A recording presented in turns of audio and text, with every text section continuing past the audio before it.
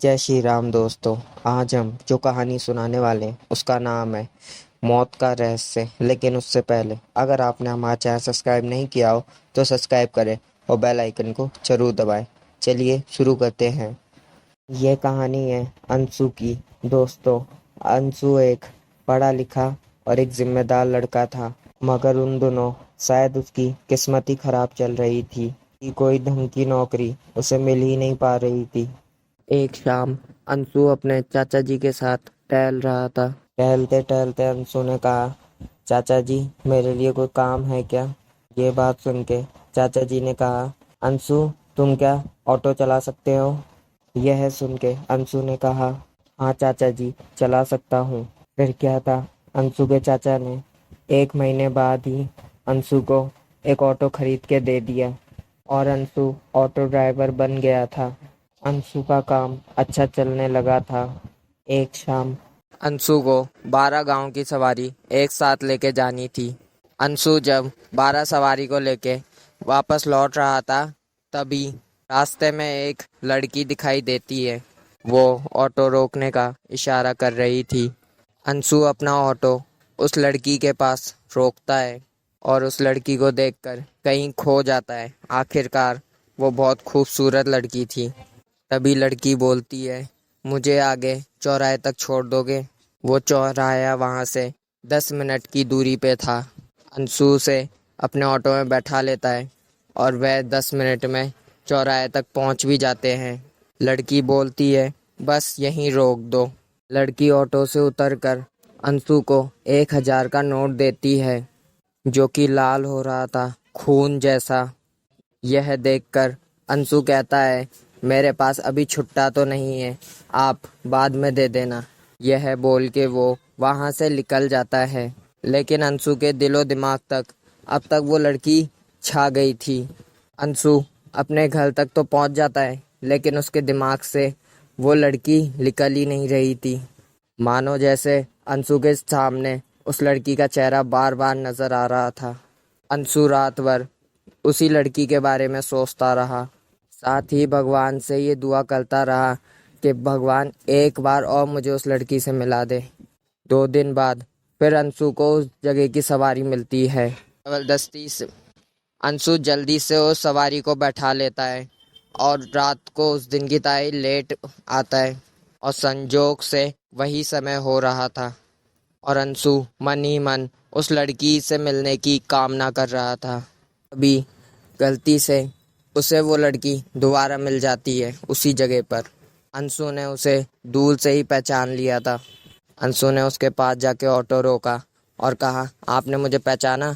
मैं अंशु, उस दिन आपको ऑटो के लिए लिफ्ट दिया था चौराहे तक। आप क्या था 1,000 रुपये दे रहे थे और मैंने आपको कहा था 1,000 रुपये बाद में ले लूँगा मैं आपसे।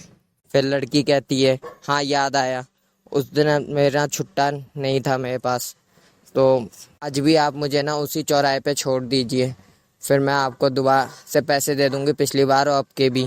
उस चौराहे पे जाकर आज भी वही लड़की वही नोट दे रही थी 1,000 रुपये का, जिस पे खून लग रहा था। नोट देखकर अंशु कहता है, अभी तक इस नोट का खुला नहीं हुआ है क्या? लो, आज फिर मेरे पास खुले पैसे नहीं है, कोई बात नहीं, आप फिर कभी दे देना। यह बोल के अंशु वापस से घर लौट जाता है। अंशु बहुत खुश था। आखिरकार भगवान ने उसकी बात जो सुन ली थी। अंशु डिसाइड करता है, अगर वो लड़की तीसरी बार मिली तो वो अपने दिल की बात उस लड़की को बोल देगा। अगले दिन अंशु फिर उस जगह पहुंच जाता है जहां पे वो लड़की उसे ऑटो के लिए मिलती है। इसे संजोग कहे या फिर अंशु की अच्छी किस्मत, वो लड़की उसे दोबारा वहीं मिल जाती है। अंशु ऑटो रोकता है और इस बार लड़की भी उसे पहचान लेती है और वापस से चौराहे पे छोड़ने की बात करती है। थोड़ी देर चलने के बाद अंशु उस लड़की से अपने दिल की बात कहता है, मैं आपसे कुछ कहना चाहता हूँ, बुरा तो नहीं मानोगे? लड़की कहती है, हाँ कहो ना, क्या बात है? अंशु हिचकिचाते हुए बोलता है, आप मुझे बहुत अच्छी लगती हैं। क्या मैं भी आपको अच्छा लगता हूँ? यह सुन के लड़की कोई जवाब नहीं देती है। यह सुन के लड़की कोई जवाब नहीं देती है। तभी अंशु का ऑटो अचानक से डिसबैलेंस होके एक ट्रक से टकरा जाता है। थोड़ी देर में एम्बुलेंस वहां पहुंचती है और अंशु को ले जाया जाता है। अंशु की हालत बहुत ही गंभीर थी। डॉक्टर ने अंशु के परिवार वालों को साफ साफ कह दिया था कि इसके बचने के चांसेस बहुत ही कम हैं। भी आप उससे जाकर मिल सकते हैं, उस पर समय भी बहुत कम है। अंशु होश में आते ही सबसे पहले सवाल करता है कि वो लड़की कहाँ है, वो ठीक तो है ना। तभी उसके घर वाले कहते हैं, कौन सी लड़की। तभी अंशु ने कहा, जो मेरे साथ ऑटो में बैठी थी। इतने में ही अंशु की हालत और ख़राब हुई और वो बेहोश हो गया। फिर अंशु के घर वाले डॉक्टर को कहते हैं, डॉक्टर इसको क्या हो गया। तभी डॉक्टर ना चेक करके जवाब दे देता है कि अब ये नहीं रहा। यह सुन के अंशु के परिवार वालों में गम का माहौल छा गया। अंशु के चाचा जी उससे पूछते हैं डॉक्टर से कि अंशु किस लड़की के बारे में बात कर रहा था। पर डॉक्टर जवाब देता है, कौन सी लड़की, अंशु के साथ तो कोई भी नहीं था। वो एक्सीडेंट की जगह पर हमें अकेला ही मिला था। अंशु के मरने के बाद भी उसके चाचा जी के मन में हमेशा बार बार यही आ रहा था ख्याल कि वो मरा तो मरा कैसे, उस रात क्या हुआ था ऐसा, और वो कौन थी वो लड़की जिसके बारे में अंशु कर रहा था बात। उसके चाचा के मन में बार बार यही ख्याल था कि अगर ऑटो में वो ही मरी थी तो वो लड़की कहाँ गई। इस घटना के एक हफ्ते बाद जब अंशु के चाचा जी उसके कमरे में उदास बैठे थे, तभी उनकी नज़र अंशु की डायरी पे पड़ी। अंशु हर पल की बातें उस डायरी के अंदर लिखा करता था। उसके चाचा जी ने जैसे वो डायरी खोली, उसके अंदर बहुत कुछ उसके बारे में लिखा था। जैसे अंशु जब बेरोजगार था, कैसे उसके चाचा ने उसको ऑटो खरीद के दिया, कैसे उसने अदाओं अपने ज़िंदगी के पल जिए। और तभी पढ़ते पढ़ते अंशु के चाचा जी उस पन्ने पे पहुंच गए जहाँ पे अंशु ने उस लड़की के बारे में पूरी कहानी लिख रखी थी। अंशु ने लिख रखा था कि कैसे वो लड़की उसके पहली नज़र में ही दिलो दिमाग पर छा गई थी।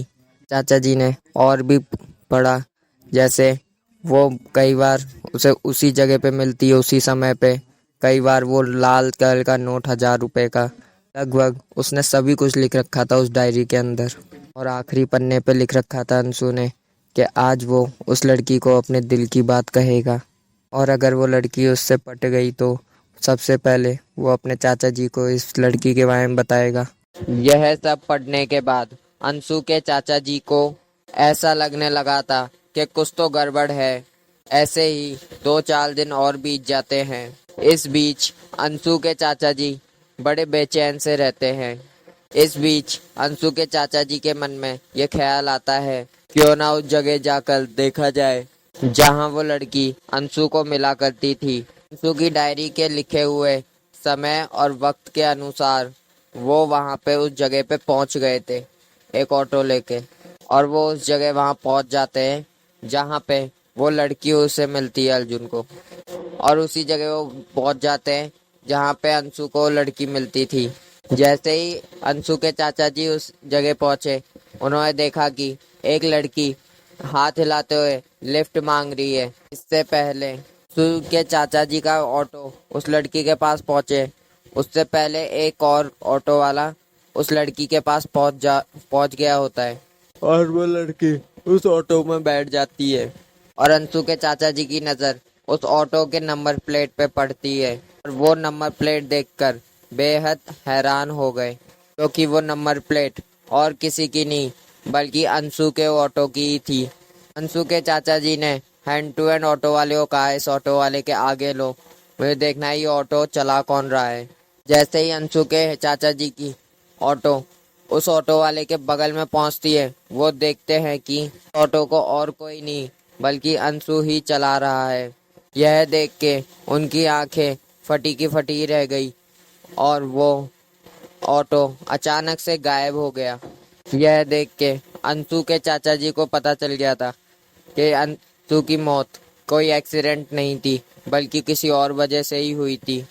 दोस्तों, कहानी में बस इतना ही। कहानी पसंद आई हो तो लाइक करें, कमेंट करें, शेयर करें और चैनल को सब्सक्राइब करें। जल्दी ही मिलते हैं एक नई और कहानी के साथ। तब तक के लिए goodbye and take care.